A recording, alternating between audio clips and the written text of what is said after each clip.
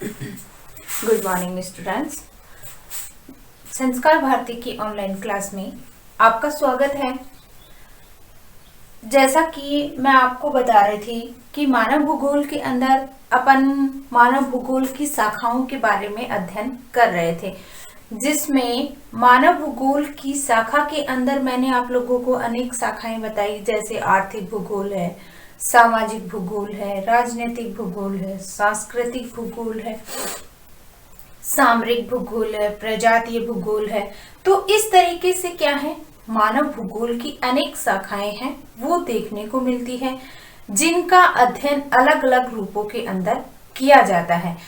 तो अपना मानव भूगोल के अंदर आर्थिक भूगोल की जो मानव भूगोल की शाखाओं के अंदर आर्थिक भूगोल की शाखाएं हैं।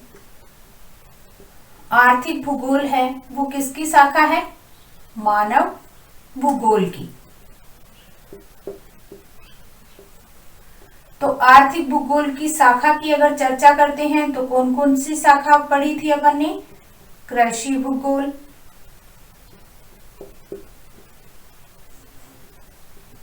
औद्योगिक भूगोल,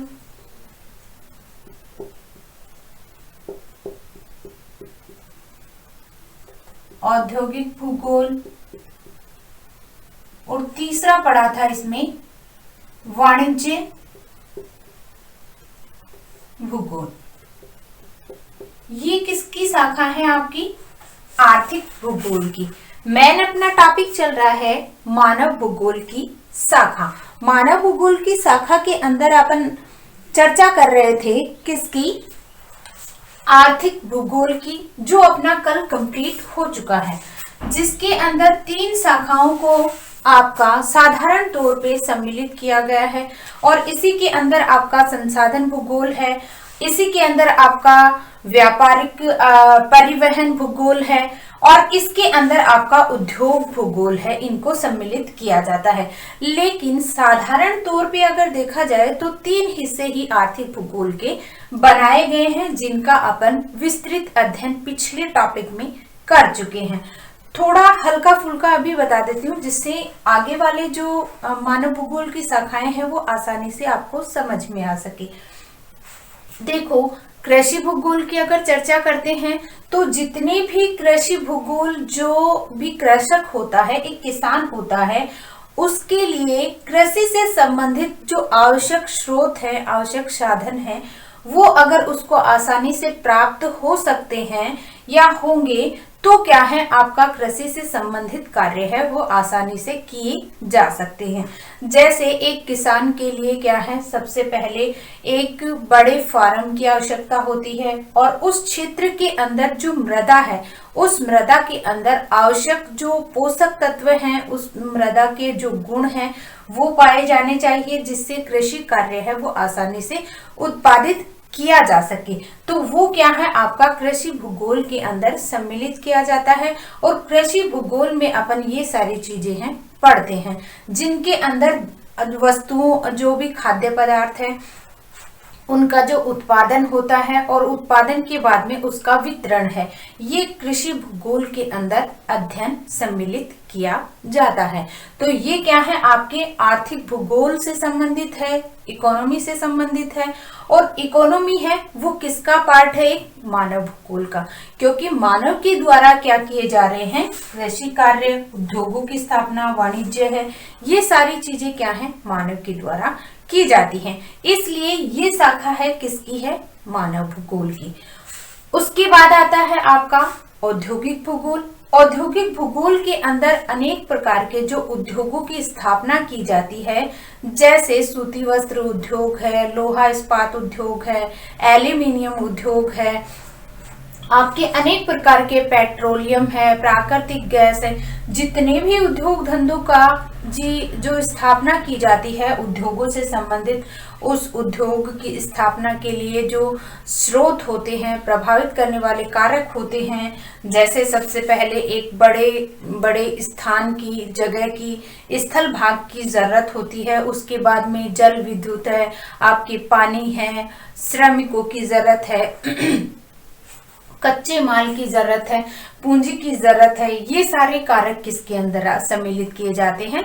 आपके औद्योगिक भूगोल के अंदर। फिर उसके बाद में जब जो उत्पादित किया जाता है माल, उसका क्या किया जाता है? परिवहन, यानी कि एक स्थान से दूसरे स्थान पर जब पहुंचाया जाता है तो वो आपका किस में आ जाता है? वाणिज्य भूगोल के अंदर आ जाता है। वाणिज्य भूगोल की अगर चर्चा करते हैं तो वाणिज्य भूगोल के अंदर आपका व्यापार और क्या आता है? व्यापार व परिवहन दोनों ही इसके अंदर क्या है? सम्मिलित किए जाते हैं। क्योंकि जो क्रय विक्रय होता है वस्तुओं का विक्रय व क्रय दोनों का क्या है? जब वो उत्पादित जो माल होता है उद्योगों के द्वारा, उनको क्या किया जाता है? व्यापार के द्वारा क्रय विक्रय किया जाता है, और उस सामान के लिए परिवहन के साधन है वो क्या अपनाए जाते हैं। तो ये दोनों चीजें किसके अंदर सम्मिलित की जाती हैं? वाणिज्य के अंदर सम्मिलित की जाती हैं। वाणिज्य भूगोल में इसका क्या है? अध्ययन किया जाता है। उसके बाद अगर चर्चा करते हैं, आपका आर्थिक भूगोल है वो कंप्लीट हो गया। उसके बाद आपका आता है दूसरा प्रजातीय भूगोल। किसकी शाखाएं चल रही हैं? मानव भूगोल की शाखाएं हैं, उसका अध्ययन अपन कर रहे हैं। तो दूसरी आपकी शाखा आती है प्रजातीय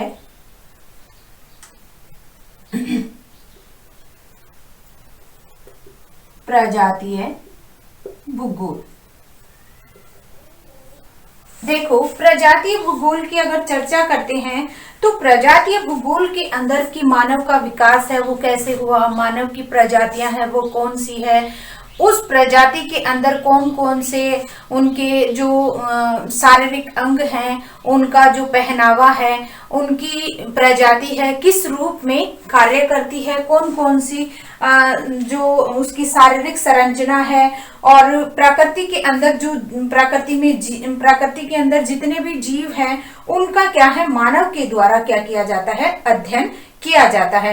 तो इसके अंदर अगर देखा जाए तो पहला तो क्या है? मानव की संरचना, मानव के शरीर की संरचना। दो हिस्सों के अंदर इसको प्रजातीय भूगोल को दो भागों में बांटा गया है। पहला तो इसके अंदर क्या आता है आपका? मानव की शरीर की संरचना, ठीक है। दूसरा इसके अंदर आता है उसका मानव का धर्म, मानव का कला, राजनीति, रीति रिवाज, मानव की संस्कृति समझ लो, मानव की संस्कृति। संस्कृति में आपका रीति रिवाज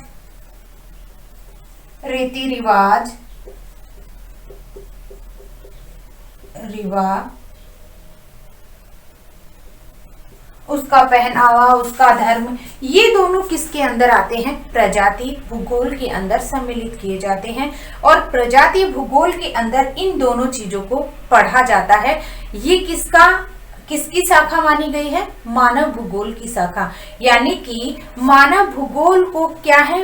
अध्ययन बहुत बड़ा है, इसलिए इसकी अलग अलग शाखाओं को बांट दिया गया है, जिसके अंदर आपकी मानव भूगोल की शाखा के अंदर एक आपकी आती है प्रजातीय भूगोल। प्रजातीय भूगोल में लगभग अपन दो चीजों को सम्मिलित करते हैं। मानव की जो संरचना है, मानव का जो स्ट्रक्चर है, कि मानव की जो ह्यूमन बॉडी है, की जो बॉडी है वो किस रूप में देखने को मिलती है। किसी के बाल घुंघरालू हैं, किसी के बाल सीधे हैं, किसी के जो कलर है वो काला है, किसी का श्वेत है, किसी का गेहूं कलर है, उसकी आंखें हैं वो तीखी हैं।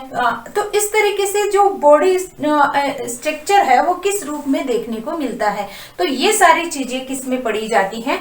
प्रजातीय भूगोल के अंदर पढ़ी जाती हैं। दूसरा अगर आता है तो मानव भूगोल का इसका दूसरा भाग आता है संस्कृति का। संस्कृति की अगर चर्चा करते हैं तो संस्कृति में मानव की रीति रिवाज है, उसके धर्म है, उसकी परंपराएं हैं, नैतिक यंत्र हैं, आदि बातों का क्या है?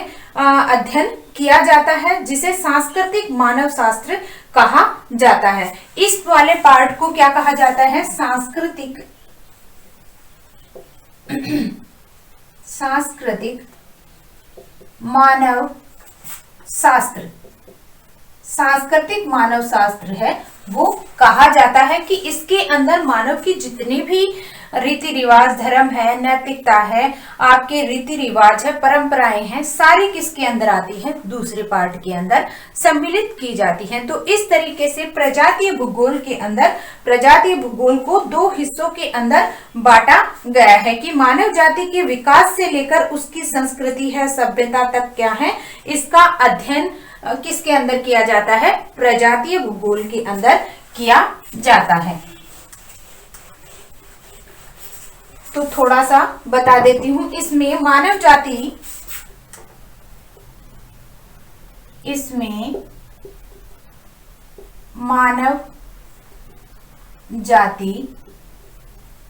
के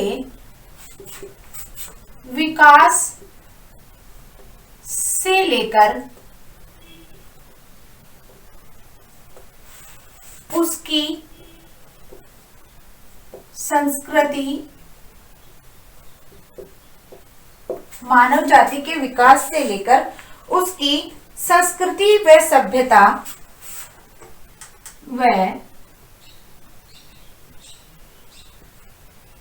सभ्यता का विश्लेषण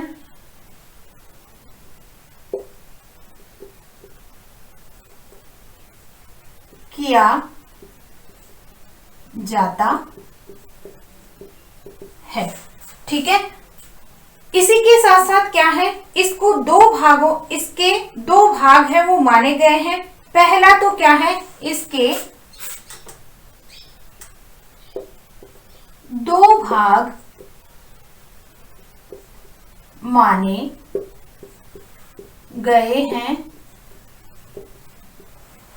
पहला है मानव की शरीर की संरचना, मानव के शरीर की संरचना और उसी के साथ साथ मानव का अध्ययन व मानव का अध्ययन।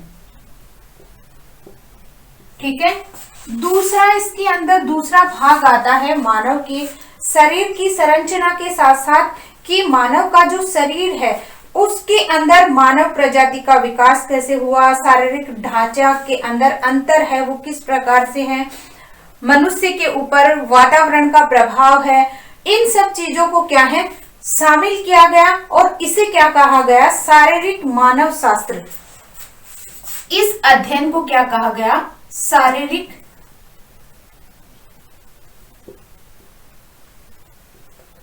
मानव शास्त्र।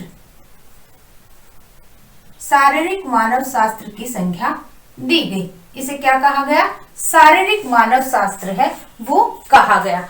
दूसरे की अगर बात करते हैं तो दूसरे के अंदर मानव की संस्कृतियों का अध्ययन किया जाता है। दूसरे में मानव की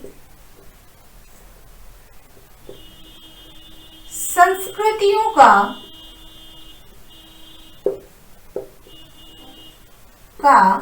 अध्ययन किया जाता है और इसे क्या कहा गया? सांस्कृतिक मानव शास्त्र। इसे कहा गया सांस्कृतिक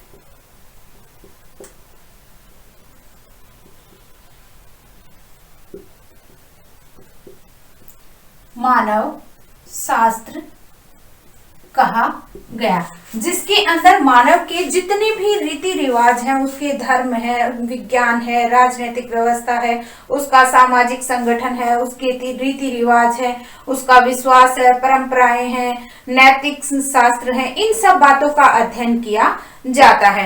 तो इस तरीके से प्रजातीय भूगोल के अंदर क्या है, इन बातों का दो भागों में इसे बांटा गया और दो भागों के अंदर बांटने के साथ साथ इनका अध्ययन दो रूपों में किया गया। पहला रूप है सांस्कृतिक मानव शास्त्र कहा गया और दूसरा आपका क्या है, सांस्कृतिक मानव शास्त्र है वो कहा गया। तो इस रूप के अंदर प्रजातीय भूगोल में मानव की जितनी भी प्रजातियां हैं विश्व की, उनका अध्ययन करना और उसी के आधार पे उनकी जो संस्कृतियां बनाई जाती हैं, धर्म है, नैतिकता है, परंपराएं हैं, किस रूप में चलती हैं, उन सब का अध्ययन किसके अंदर किया जाता है, प्रजातीय भूगोल के अंदर किया जाता है। प्रजातीय भूगोल की अगर चर्चा करते हैं तो मानव जाति का विकास, प्रकृति, उनका गुण, रूप आदि की क्या है इसके अंदर व्याख्या की जाती है और सृष्टि की उत्पत्ति से लेकर अब तक जो भी आपका विकास हुआ है मानव का, चाहे वो शारीरिक, सामाजिक, सांस्कृतिक विकास है, उसका व्यवहार है, व्यवहार का वैज्ञानिक अध्ययन भी इसी के अंदर किया जाता है। तो इस तरीके से मानव भूगोल की एक शाखा के रूप में प्रजातीय भूगोल को पढ़ा जाता है। उसके बाद चर्चा करते हैं, दूसरा आता है सामाजिक भूगोल, तीसरा पार्ट सामाजिक भूगोल। देखो, सामाजिक भूगोल की अगर चर्चा करते हैं तो पहले क्या है, सामाजिक भूगोल के अंदर क्या है, अनेक प्रकार के, या कह सकते हैं कि सामाजिक भूगोल को पहले सामाजिक विज्ञान के रूप में क्या है पढ़ा जाता था। शुरुआत में मानव भूगोल के स्थान पे क्या है, सामाजिक भूगोल को ही लगाया गया था, सामाजिक भूगोल में ही क्या है इसको पढ़ा जाता था।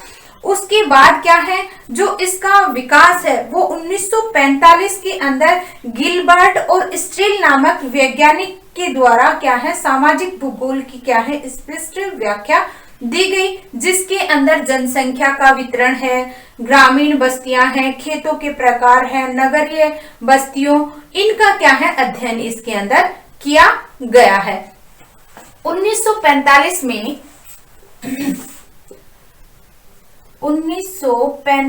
में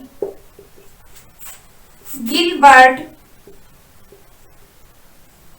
व स्टिल नामक वैज्ञानिक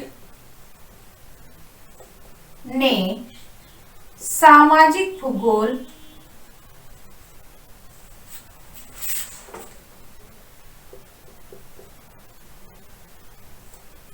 की स्पष्ट व्याख्या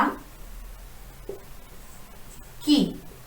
और उससे पहले अगर देखा जाए 1908 में, तो सामाजिक भूगोल का प्रयोग है वो क्या है, मानव भूगोल के स्थान पर सबसे पहले सामाजिक भूगोल का ही प्रयोग होता था। मानव भूगोल को क्या है अलग अध्ययन के रूप में इसको नहीं पढ़ा जाता था और धीरे धीरे क्या है ये अलग विषय के रूप में बन गया। उसके बाद अगर चर्चा करते हैं तो इसके अंतर्गत जनसंख्या वितरण,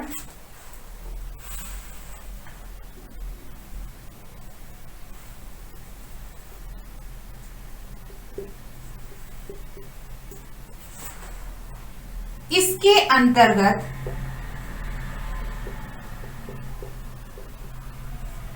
जनसंख्या वितरण, ग्रामीण व नगरीय अधिवासों व प्रवास, ग्रामीण अधिवासों, प्रवास, उसी के साथ साथ क्या है आपकी बस्तियों, खेतों के प्रकार,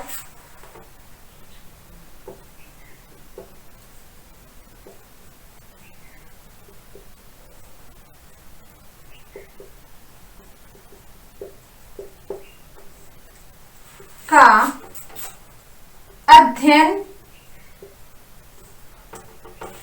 किया जाता है। इसका स्क्रीनशॉट लेना चाहते हो तो ले सकते हो।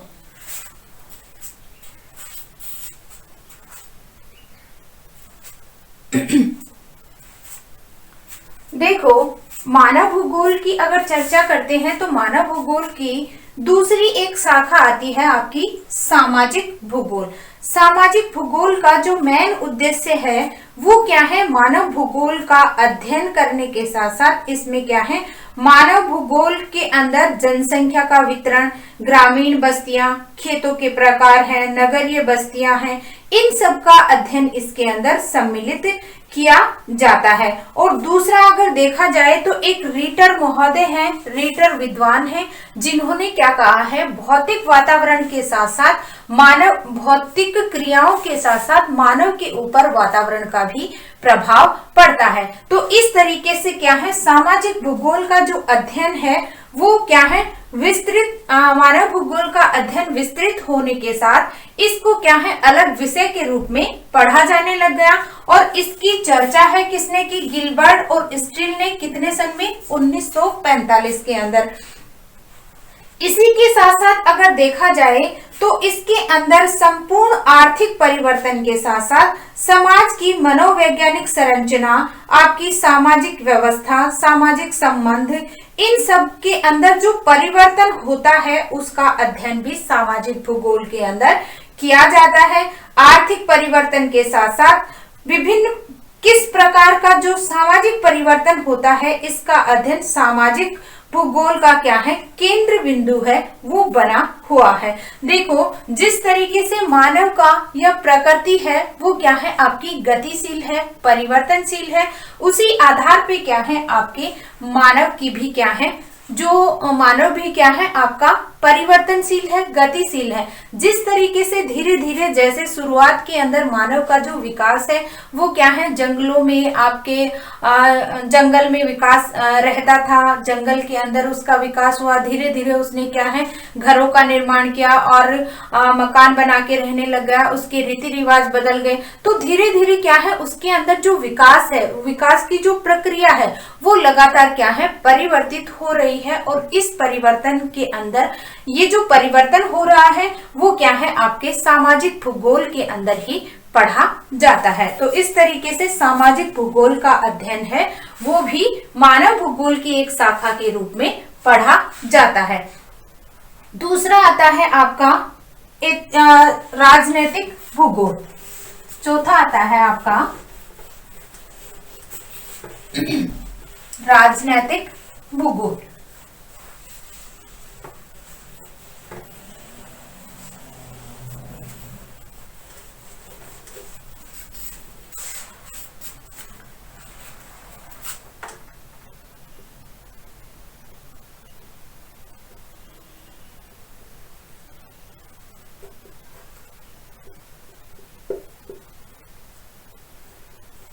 देखो, राजनीतिक भूगोल की अगर बात करते हैं तो राजनीतिक भूगोल में किसकी चर्चा है वो की जाती है।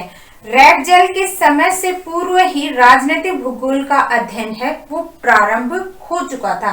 रैगजेल महोदय जब इन्होंने क्या है, भूगोल के अंदर, भूगोल की जब इन्होंने क्या है, चर्चा की, भूगोल के बारे में बताया, उससे पूर्व ही क्या है, राजनीतिक भूगोल का क्या है, अध्ययन प्रारंभ हो गया था।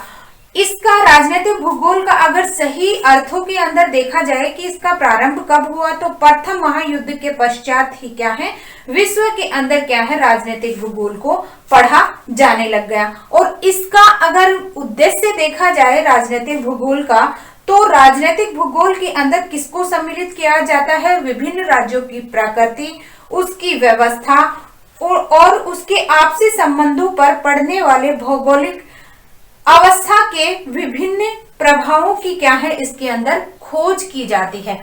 देखो, इसके अंदर अगर देखा जाए तो अलग अलग जो राज्य बने हैं उन राज्यों की प्रकृति है, किस राज्य के साथ कैसे संबंध है, उनके साथ जो व्यवहारिक संबंध है वो किस रूप में है, और किस रूप में किसी के साथ जो युद्ध है, आपका जो आपसी संबंध है, इन सब भौगोलिक दशाओं का प्रभाव किसके अंदर देखा जाता है? राजनीतिक भूगोल के अंदर पढ़ा जाता है। अगर किसी देश, नॉर्मली अगर बताया जाए तो एक देश का विस्तार, प्राकृतिक दशा, उस देश के अंदर आपके जितने भी संसाधन हैं, मिट्टी की उर्वरकता है, आपकी आबादी का जो घनत्व है, उसमें प्रजातियों का स्थान है, और जो आपस में आसपास के जो आपके प्रदेश हैं उनके बीच में कैसे पारस्परिक संबंध है, या कह सकते हैं कि समुद्र से जो लगाव है, उन क्षेत्रों के अंदर जो समुद्र से सटे हुए हैं उन क्षेत्रों का जो भौगोलिक वितरण है वो किस रूप में देखने को मिलता है। तो ये सारी चीजें किसके अंदर देखने को मिलती है? अपन को राजनीतिक भूगोल के अंदर अपन पढ़ते हैं। उसी के साथ साथ क्या है, किसी क्षेत्र का राजनीतिक ढांचा है, उसकी सरकार है, पड़ोसी देशों से संबंध है, उसके प्रत्यक्ष अप्रत्यक्ष रूप से क्या है, प्रभावित करती है। तो ये सारी चीजें किसके अंदर देखने को मिलती हैं? आपके राजनीतिक भूगोल के अंदर देखने को मिलती है। इसी के साथ साथ अगर देखा जाए तो राजनीतिक भूगोल के अंदर क्या है, वर्तमान काल में 3 दृष्टिकोण है वो देखने को मिलते हैं। पहला तो क्या है, किसी देश के सीमा क्षेत्र में परिवर्तन और सीमाओं, यानी कि स्थलीय सीमा और जलीय जो सीमा है, सीमा रेखा है, उसका वैज्ञानिक अध्ययन है वो किया जाता है। दूसरा क्या है, ऐतिहासिक पृष्ठभूमि में देशांतरों का प्रादेशिक अध्ययन किया जाता है। और तीसरा क्या है, आपके राज्य के आर्थिक व मानवीय स्रोतों, उसकी सामयिक स्थिति का अध्ययन भी किसमें किया जाता है? राजनीतिक भूगोल के अंदर किया जाता है। उसी के साथ साथ राजनीतिक भूगोल किसी देश के भौगोलिक तथ्यों और राजनीति के संबंधों का सुव्यवस्थित रूप से अध्ययन करता है। तो चर्चा करते हैं अपन राजनीतिक भूगोल की। तो राजनीतिक भूगोल के अंदर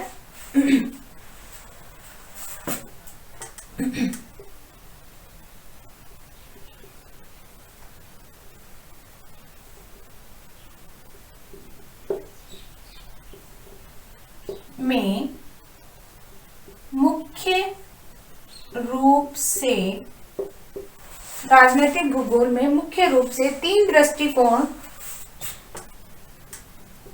3 दृष्टिकोण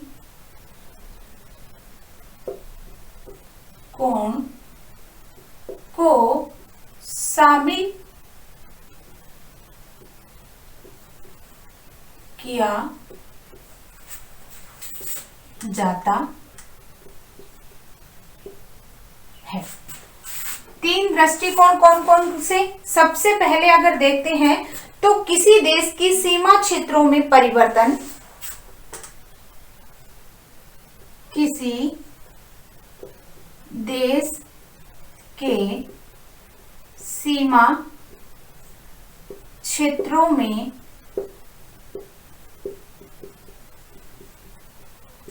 परिवर्तन, किसी देश के सीमा क्षेत्रों में परिवर्तन और सीमा रेखाओं का वैज्ञानिक अध्ययन, और सीमा रेखाओं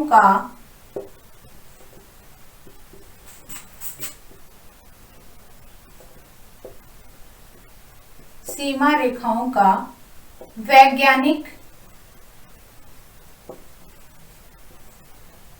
अध्ययन। ये तो क्या है, पहला। इसके अंदर अपन राजनीतिक भूगोल के अंदर पढ़ते हैं कि किसी देश की जो सीमा है उसके अंदर परिवर्तन, चाहे वो सीमा आपकी स्थलीय हो, चाहे आपकी जलीय सीमा हो। दूसरा अगर बात करते हैं तो ऐतिहासिक पृष्ठभूमि में देशांतरों का प्रादेशिक अध्ययन, ऐतिहासिक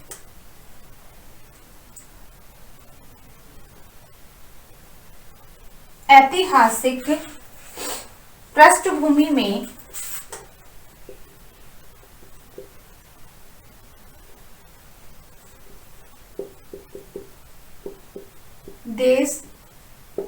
देशांतरों देश देशांतरों का प्रादेशिक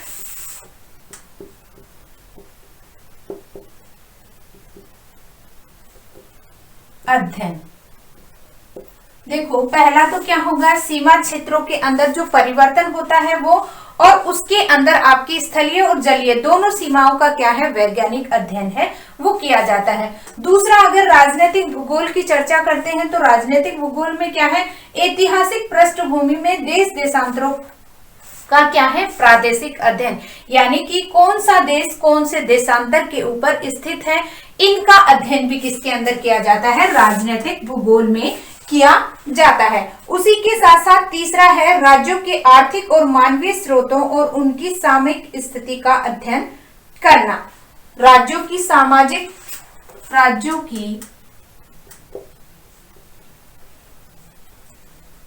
आर्थिक व मानवीय स्थिति, राज्यों की सामाजिक आर्थिक व मानवीय स्रोतों और सामयिक स्थिति, स्रोतों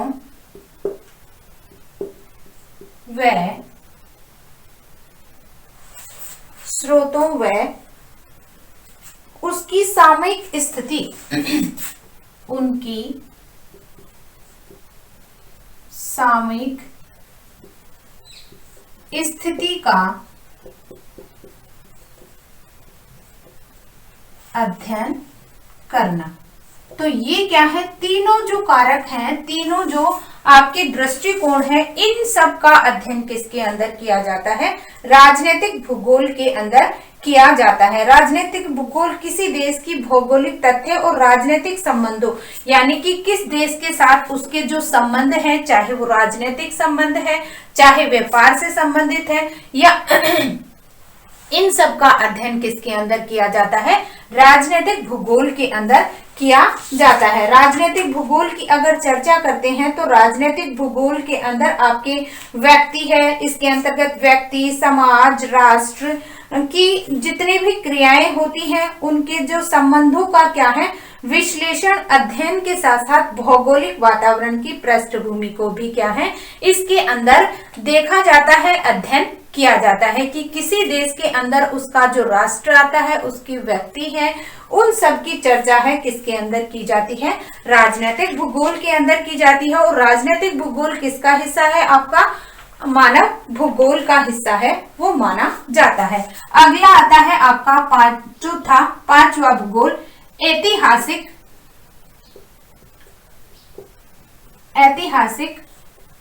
भूगोल। देखो ऐतिहासिक भूगोल की अगर चर्चा करते हैं तो ऐतिहासिक भूगोल के अंदर क्या है, ऐतिहासिक भूगोल भौगोलिक वृक्ष की एक नवीन शाखा है। पहले इसको क्या है, एक अलग विषय के रूप में नहीं पढ़ा गया था, जिसका विकास क्या है, अभी हुआ है अलग एक विषय के रूप में। 19वीं शताब्दी के अंत में इसका क्या है, अलग विषय के रूप में इसको पढ़ा जाने लग गया है। और इसके अंदर एक राष्ट्र के ऐतिहासिक भाग्य के पीछे जो भौगोलिक अवस्थाएं हैं उनका प्रभाव है वो देखा जाता है। और इसके अंदर अगर देखा जाए तो क्या है, धरातल की स्थिति है, जो धरातल के अंदर आपकी महाद्वीपीय स्थिति है, सामुद्रिक स्थिति है, प्राकृतिक जो बाधाएं हैं, भौगोलिक एकांतता है, राज्य है, प्रदेश का विस्तार है, इन सब अवस्थाओं का क्या है, ऐतिहासिक भूगोल के अंदर इन सब को पढ़ा जाता है। और इसी के साथ साथ अगर बात करते हैं तो एक राष्ट्र की ऐतिहासिक भाग्य के निर्धारण में एक निश्चित शक्ति के रूप में काम आने वाले कारकों के अंदर भी क्या है, ऐतिहासिक भूगोल का अध्ययन किया जाता है। इसी के साथ साथ अगर देखा जाए तो यूरेशिया महाद्वीप के इतिहास का अध्ययन अगर करते हैं तो स्पष्ट रूप से क्या है, अपने सामने आता है कि किसी प्रकार भौगोलिक अवस्थाओं ने उसके संपूर्ण ऐतिहासिक मार्ग को निर्धारित किया है। यूरेशिया महाद्वीप का इतिहास है वो क्या है, नील घाटी सभ्यता से प्रारंभ होता है।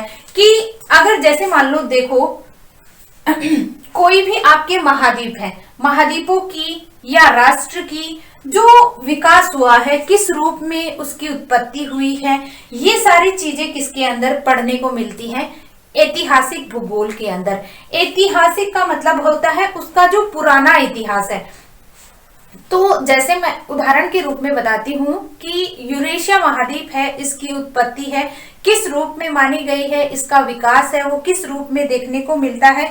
तो अगर देखते हैं कि जो आपका यूरेशिया महाद्वीप है, इसका जो इतिहास है वो नील घाटी सभ्यता से प्रारंभ है उस माना जाता है। ऐसे ही हर क्षेत्र का क्या है, एक इतिहास होता है उसका, मतलब उसका पुराना जो इतिहास है वो किस रूप में देखने को मिलता है कि किस राष्ट्र की, किस देश की, किस महाद्वीप का जो विकास हुआ है उसका विकास किस रूप में हुआ है, किस क्रम के अंदर हुआ है, कैसी विकास की घटनाएं हैं वो रही हैं। तो ये सारी चीजें किसके अंदर देखने को मिलती हैं, ऐतिहासिक भूगोल में पढ़ी जाती हैं। इसलिए क्या है, ऐतिहासिक भूगोल है वो मानव भूगोल की महत्वपूर्ण शाखा है, वो मानी जाती है। क्यों मानी जाती है? क्योंकि किसी भी चीज का जो विकास हुआ है उसका इतिहास पढ़ना बहुत आवश्यक, महत्वपूर्ण माना जाता है कि इसका विकास है वो किस रूप में हुआ है, धीरे धीरे जो इसका विकास हुआ है किस रूप में ये उभर कर सामने आया है। तो इस रूप के अंदर क्या है, ऐतिहासिक भूगोल को क्या है, पढ़ा जाता है। तो इसका विकास है वो क्या है, 19वीं शताब्दी ऐतिहासिक भूगोल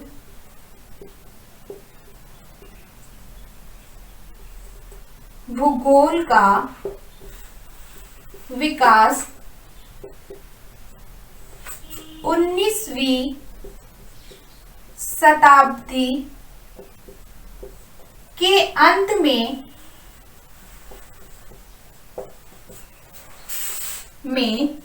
हुआ है।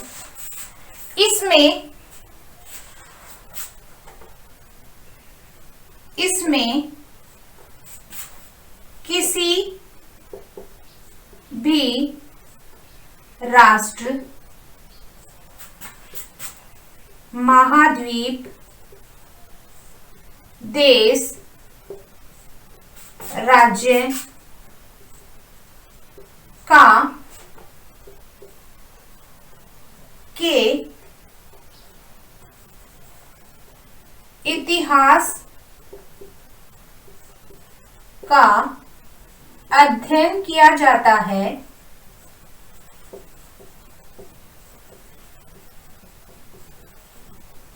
जैसे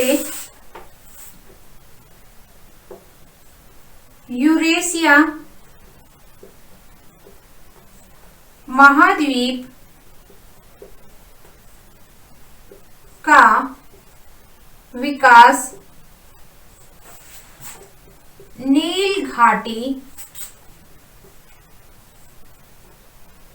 घाटी सभ्यता से माना जाता है।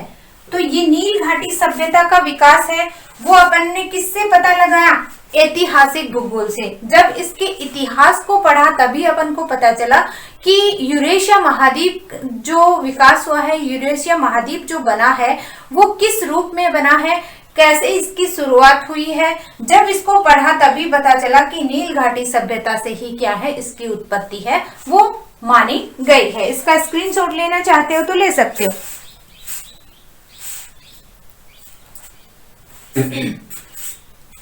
उसके बाद आपका आता है इसके साथ लास्ट आपका सामरिक भूगोल। देखो इसी के अंदर ऐतिहासिक भूगोल के अंदर मानव जीवन का जो वर्तमान,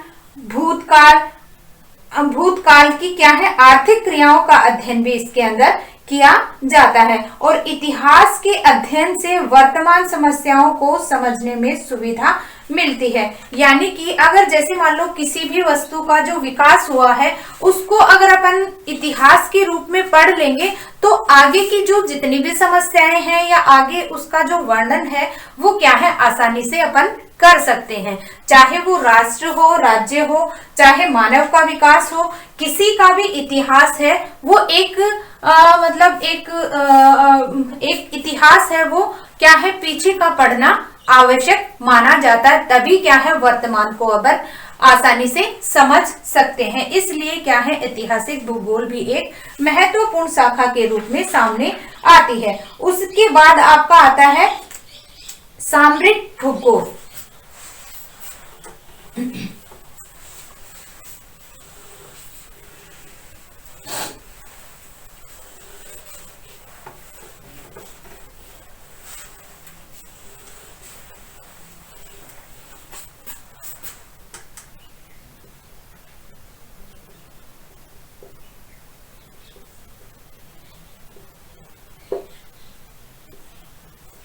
देखो, सामरिक भूगोल का अगर अपन अध्ययन करते हैं या सामरिक भूगोल का मुख्य जो उद्देश्य है वो क्या है, आपका थल और क्या है उसके साथ साथ आपका जल के भौगोलिक चरित्र का युद्ध पर पड़ने वाले प्रभाव को क्या है स्पष्ट करता है कि इसके अंदर क्या है आपकी जितनी भी स्थल और जल की जितनी भी आपकी क्या है स्थल और जल के अंदर आपकी भौगोलिक जो दशाएं हैं उनका क्या है अध्ययन किया जाता है, जिसके अंदर आपके जो सैनिक हैं उनका या किसी जो राष्ट्र है उस राष्ट्र के अंदर जो आपकी जो राज्य हैं उन राज्यों के अंदर जितनी भी आपकी सैनिक है या सैन्य भूगोल के लिए अगर चर्चा करते हैं कि सैनिक है उनकी जो मानव की जो शक्तियां हैं, मनुष्य की शक्ति के जितने भी साधन हैं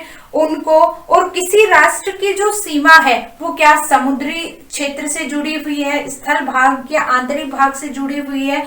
तो इस तरीके से जो सैन्य लगाए जाते हैं, सैनिक जो लगाए जाते हैं, उन सब का अध्ययन किसके अंदर किया जाता है, सामरिक भूगोल के अंदर किया जाता है। और उसी के साथ साथ अगर देखा जाए तो युद्ध के जो संबंध में प्रदेशों का जो आर्थिक आधार है, मानव शक्ति के जो साधन है, प्राकृतिक संरचना है और स्थिति है, इन सब का क्या है अध्ययन किसके अंदर किया जाता है, सामरिक भूगोल के अंदर किया जाता है। सामरिक भूगोल की अगर बात करते हैं तो किसी राष्ट्र के साथ युद्ध है उसकी जैसे चीन और भारत के बीच में कैसे संबंध है, उनके जो सैनिक हैं उनके बीच के अंदर जो तनाव है, इन सब का जो भी अपने देश के अंदर, किसी भी देश, ऐसे नहीं है कि सिर्फ भारत के अंदर, सामरिक भूगोल के अंदर आपका अध्ययन ही किसका होता है, सैनिक जो होते हैं उनके बीच में जो युद्ध किए जाते हैं, चाहे वह